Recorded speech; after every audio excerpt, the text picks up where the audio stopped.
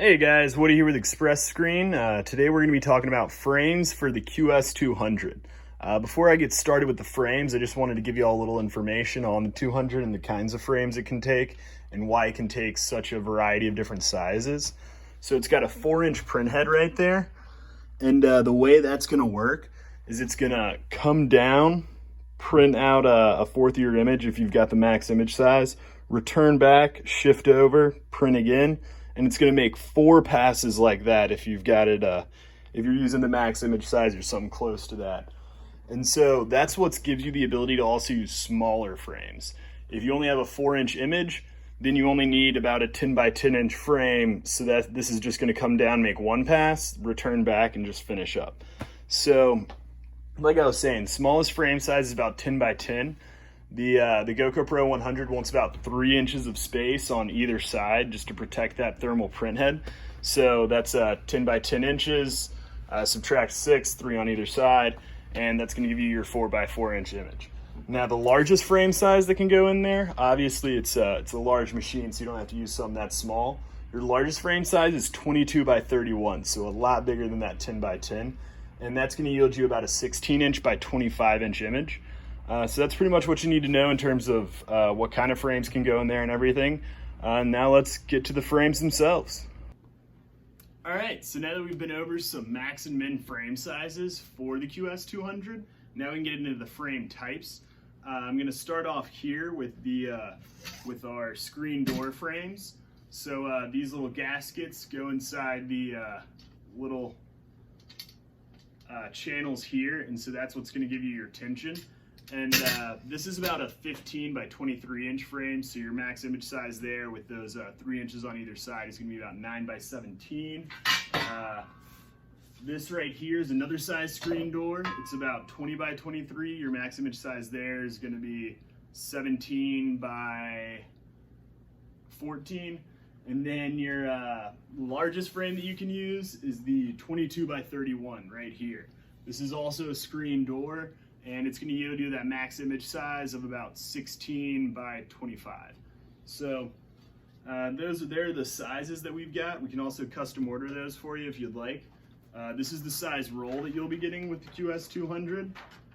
And I'm just going to go ahead and place it across here. If you haven't seen before, I like to tape down the sides just to make sure that or tape down two opposite sides, just so that way I can, it makes it easier for me to get that square and lined up. They essentially just hold that mesh in place for me. And then once you've got the right size, or the right amount of mesh that you're looking for, just cut off the roll there. I'm gonna put one more piece of tape down. And I'm ready to start stretching. So for me, I like to start at the top and the bottom here. And the way I like to do this is just,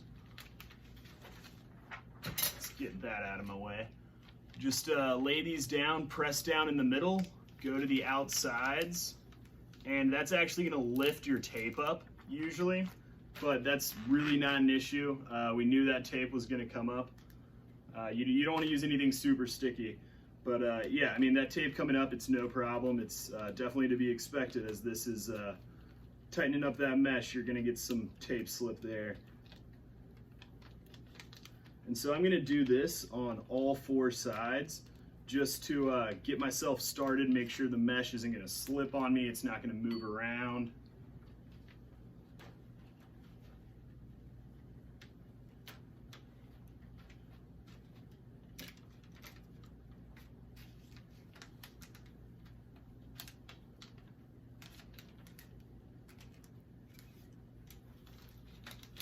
So like I said, just start at the middle, work your way to the outside.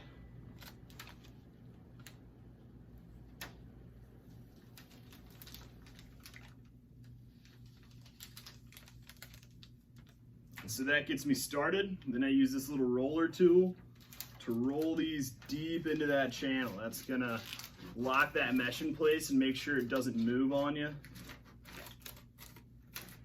And go ahead and take my tape off here.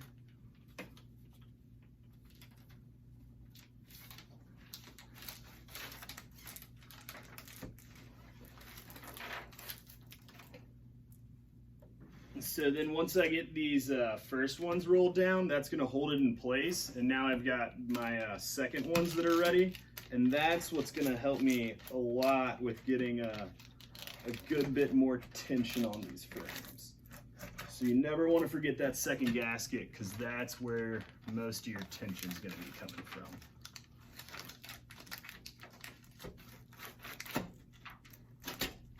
Like I said, just roll those in deep. Ready for round 2.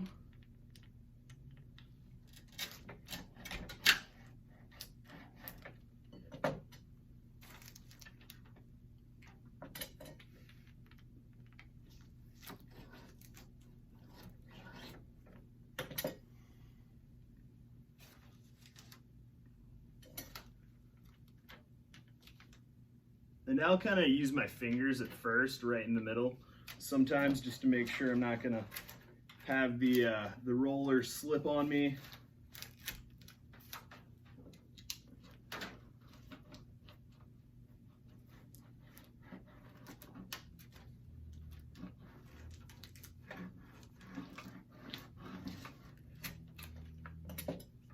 Just make sure everything is locked in there tight.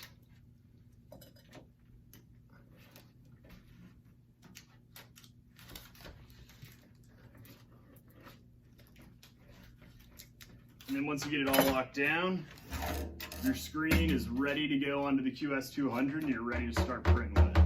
So that was a quick rundown of our screen door frames. Next up that I want to do is our quick stretch frames. These are what we recommend to go with the QS200. These are our favorite frames to use.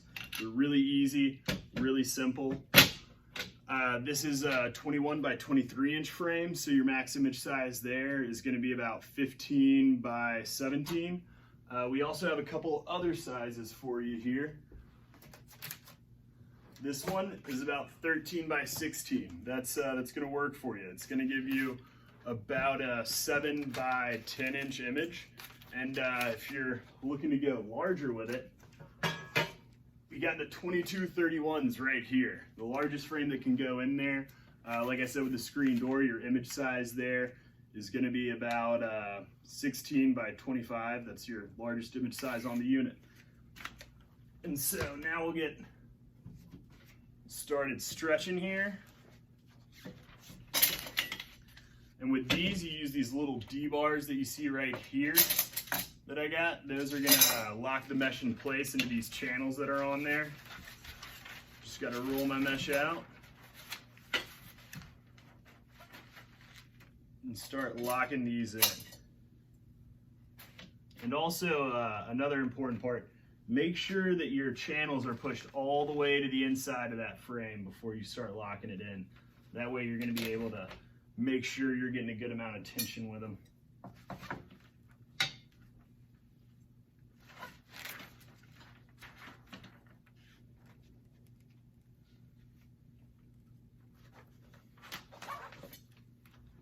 Now that I've got those two in place, I'm ready to start my cut.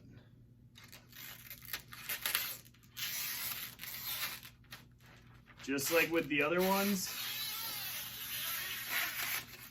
stretch your mesh across and then cut out your mesh. Except with the, if you've seen my other videos, that is not what we do with the GP100 or the My Screen. And that's because those actually expose the mesh and then you stretch them. So you're already gonna have it cut off the roll there. Now that I've got that done, take my drill here, and as I screw in these screws, y'all are gonna see this tension really start picking up. There's not much there right now. So I just screw in these screws, and I always like to start at the middle, move to the outside screws, and then I'll usually just give the middle one more tap to make sure it's tight. And so one thing you might be able to see here is this channel right in here. There's no gap there. You should start seeing a gap right where my fingernail is. And so that gap there, that's the channel pulling away, and that's what's getting you your tension for this frame.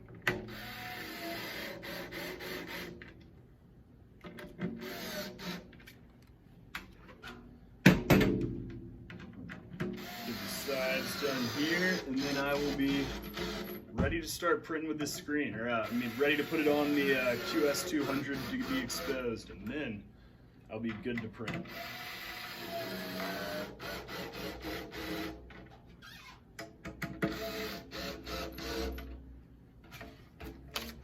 One more side.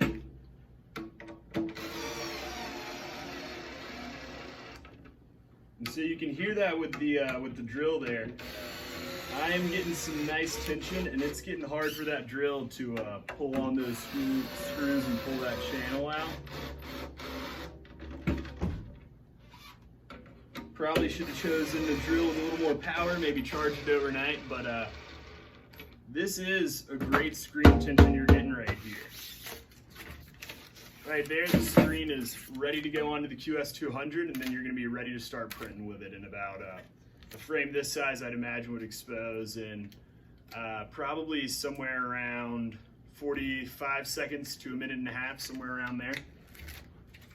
And so that's our screw frames there. Now we've also got another frame system you can use with these. Is going to be our clamp frames. This is a 13 by 16 inch clamp frame, so your maximum image size there is going to be about 7 by 10. The clamp frames use mesh that you got right here, and the way these work is these little channels that are on the inside of this frame kind of clamp at that, or they kind of pull at the mesh, and so that's what you get, where you get your tension from. On all the other frames that I was working with, I did the shiny side of our mesh, which is where the pet coating is, which is what that thermal print head on our machines actually exposes. That's a lot smoother. You want that side facing up on all those other frames I just showed you. Here, shiny side to the sticky side. This wooden frame that we've got here has some double stick tape on it to help our mesh just kind of sit on there right before you're clamping it in. So the way I like to stretch these is just pull at the corners. Pull at the corners and place it down. That way you're getting tension laterally and vertically.